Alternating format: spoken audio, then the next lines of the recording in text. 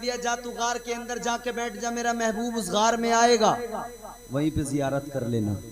ये बैठा है, बरसों गुजर गए, सैकड़ों बरस गुजर गए, गार में बैठा नबी का इंतजार कर रहा है। आमिना का लाल आएगा, अल्लाह का महबूब आएगा।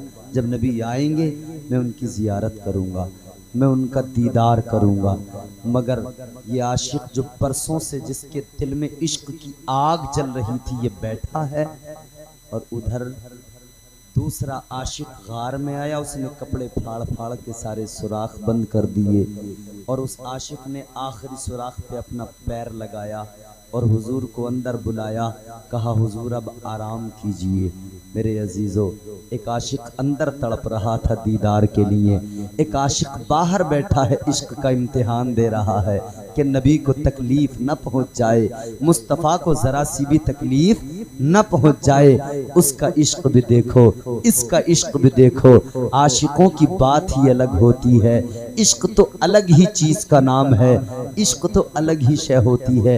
एक अल्लाह के वली हैं हज़रत मौलाना अकरमुल कादरी अलैहि रहमा, अल्लाह के वली हैं वो। तमाम ये उलमा जानते हैं, मदरसों में एक दुआ पढ़ी जाती है, तू मेरा खालिक व मालिक है, मैं बंदा तेरा, जर्रे जर्रे से आया जलवे ज़ेबा तेरा। इस नज़म के खालिक का नाम, इस दुआ के खालिक का नाम हज़रत मौलाना अकरमुल कादरी अलैहि रहमा, एक अल्लाह वाले। मगर जब उनसे कहा गया कि हुजूर ये ज़रा इश्क के बारे में बताएं, इश्क की डेफिनेशन क्या है, ये इश्क नहीं होता मजाजी इश्क जिसे आजकल हमारे नौजवान समझते हैं कि ये इश्क है, ये बेकार है।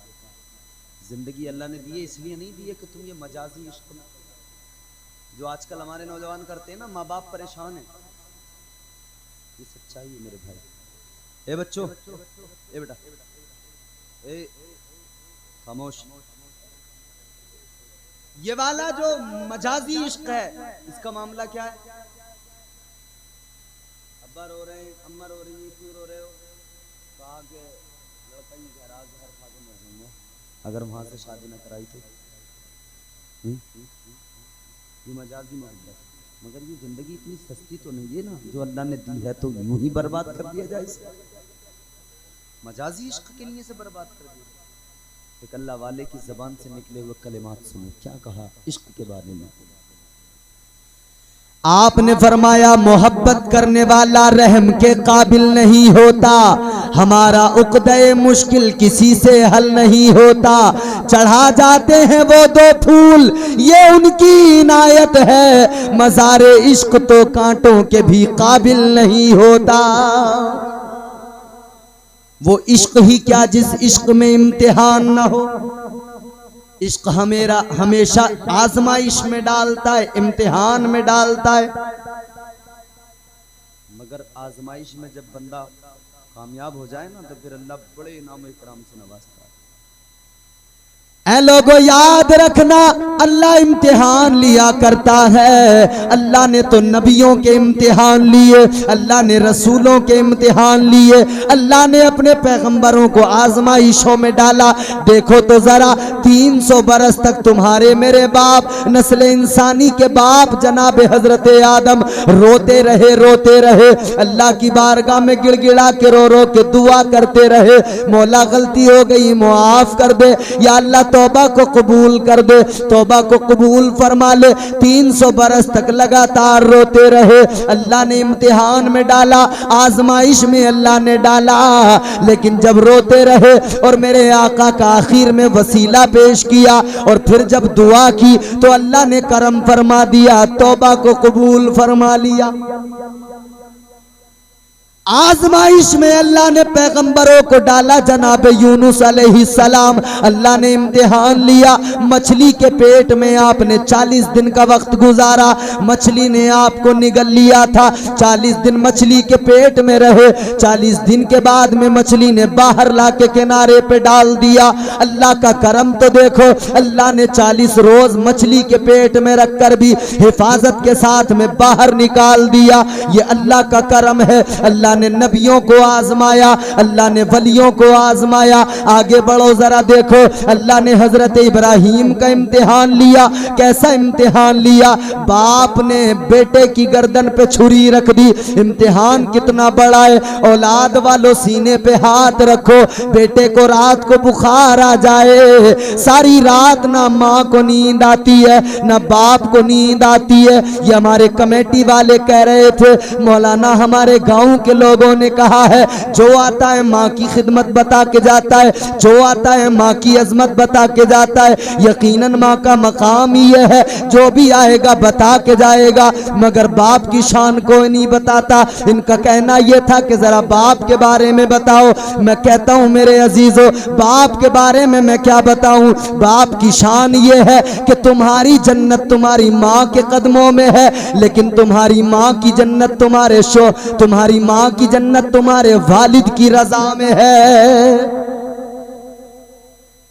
जो तुम्हारी जन्नत है ना, वो भी तुम्हारे अब्बा पर है टिकी हुई। तुम्हारी जन्नत तुम्हारे माँ के कदमों में, और माँ की जन्नत जो है ना तुम्हारे बाप की रजा में, यानी शोहर की रजा में। वो राजी नहीं है तो माँ को भी तो खतरा है फिर अपना। उसका मकाम तो ये है। ऐ लोगों याद रखना, बाप की खिदमतें क्या हुआ करती हैं, बाप की काविशें क्या हुआ करती हैं। एक बाप अपनी सारी जिंदगी बच्चों के लिए लगा देता है। जब बच्चा पैदा हुआ, बाप को उसी वक्त से फिक्र हो जाती है, अपने बच्चे के मुस्तकबिल की फिक्र हो जाती है। जब बच्चे की विलादत हुई, बाप उसी वक्त से फिक्र में लग गया।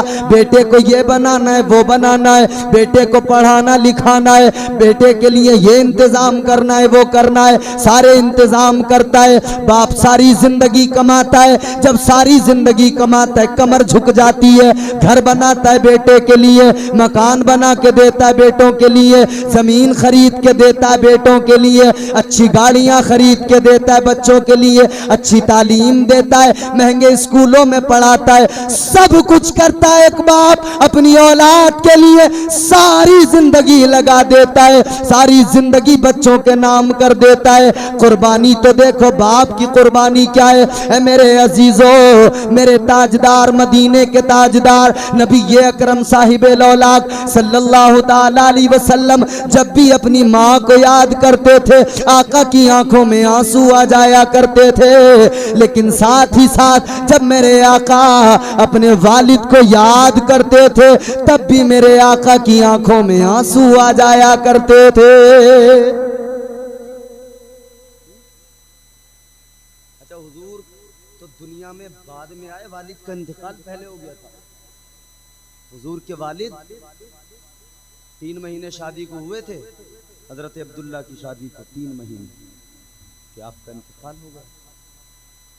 हुजूर से पूछो, हुजूर जब पैदा हुए तो दुर्रे यतीम थे, दुर्रे यतीम पैदा हुए मेरे मुस्तफ़ा। बाप का साया सर पे नहीं था, दादा की कफालत रही, फिर दादा का फिर माँ का इंतकाल हुआ, माँ रुखसत हुई, हुजूर को और ज्यादा कम हुआ। फिर दादा की कफालत तो थी, दादा का भी इंतकाल हुआ।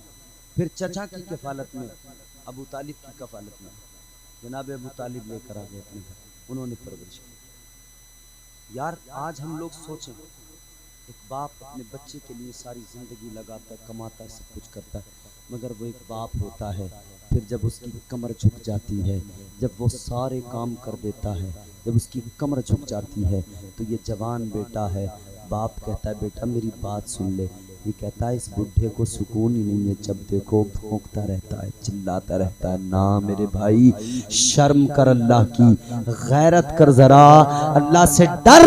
अगर ये बाप नाराज हो गया तो माँ की रजा भी तुझे बचा नहीं सकती है। अगर ये बाप तेरा राजी नहीं है, तू समझता है सिर्फ माँ तुझे जन्नत में पहुंचा देगी, हरगिज नहीं पहुंचा सकती है। माँ के कदमों के नीचे अगर जन्नत है तो उस जन्नत के दरवाजे का नाम तेरा बाप है।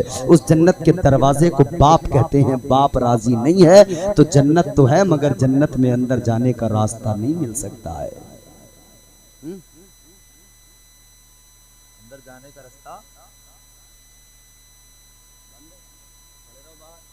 घूमते रहो, देखते रहो।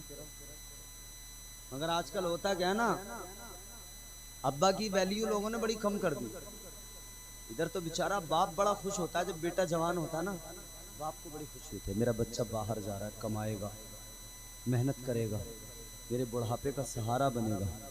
मगर बेटे को तो अलग ही खुमार चढ़ा, वो कह रहा है अब्बा तुम अपना काम करो, मैं तो अब बाहर जा रहा हूँ ना, अब मैं वहाँ जाके मज़े करूँगा, अब मैं ऐश करूँगा।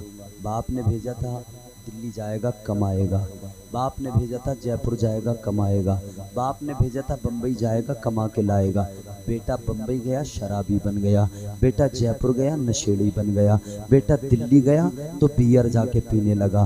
बाप के दिल से पूछ उसके दिल पे क्या गुजरती होगी जब उसे पता लगता होगा मेरा बेटा शराबी बन के आया है। जब उसे पता लगता होगा मेरा बेटा नशेड़ी बन के आया है, ये गांजा पीने लगा, ये चरसिया बन गया। और जो जो इस सब से बच जाते हैं उन्हें सबसे बड़ा नशा मिल जाता है। वो किसका नशा है? वो बीवी का नशा है, वो उसमें मखमूर है। उन्होंने जैसा इशारा कर दिया कि जी तुम बहुत अम्मा अब्बा के पास बैठ बैठ के अब्बा बनते हो, मशवरे करते हो, बड़े बैठ